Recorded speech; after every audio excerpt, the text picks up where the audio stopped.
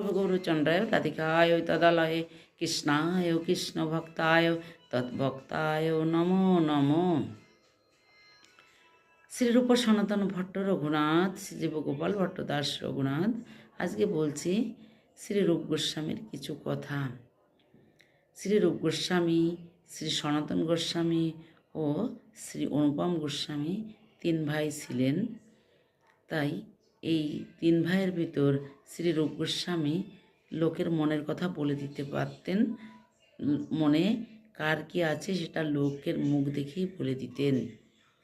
তাই রূপ গোস্বামী যখন হুসেন শাহের কাজবাজ ছেড়ে বৃন্দাবনে চলে গেলেন, তখন বৃন্দাবনে যে উনি ভিক্ষাবৃত্তি করেন না, না খেয়ে বসে আছেন।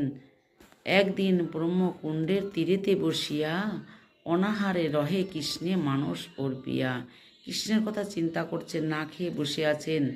অনাহারে জানি কৃষ্ণ দয়াদ্র হইয়া গ্রাম্য বালকের রূপ ধারণ করিয়া, কৃষ্ণ গ্রামের বালকের রূপ ধারণ করে এসেছেন যে তার ভক্ত না খেয়ে আছে। এক গ্লাস দুধ এনে দিয়েছেন।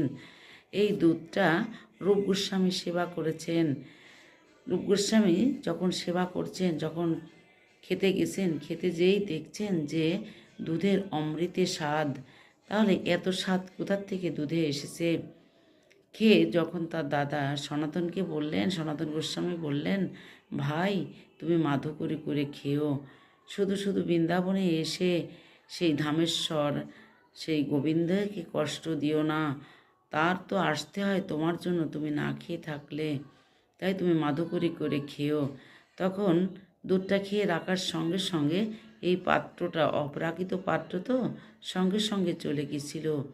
তাই এভাবে কৃষ্ণ তাকে দয়া করে তাকে খেতে দিয়েছিল। তখন থেকে মাধুকরী করা শুরু হলো রূপ গোস্বামীর। আর একদিন কি হয়েছে, গোবিন্দ যোগপীঠে আছেন বৃন্দাবনে, তাই উনি স্বপ্নে আদেশ দিলেন। শ্রী গোবিন্দ আজ্ঞা দিল, শ্রী মন রূপেরে যোগপীঠে হও মুই মৃত্তিকা ভিতরে, আমি মাটির ভিতরে আছি, আমার সেখান থেকে উদ্ধার করো। এক গাভী প্রতিদিন এসে দাঁড়ায় আর তার স্থান থেকে দুগ্ধ খুঁড়ে আমার মাথার উপর পড়ে, সেখানে মাটি খুঁড়ে আমাকে বের করো। আর সেখান থেকে মাটি খুঁড়ে বের করে সেই বিগ্রহ প্রতিষ্ঠিত করলেন আর অভিষেক করে এই বিগ্রহ প্রতিষ্ঠিত করলেন। এভাবে রূপের অনেক কাহিনী আছে। জয় শ্রী রাধেশ্যাম।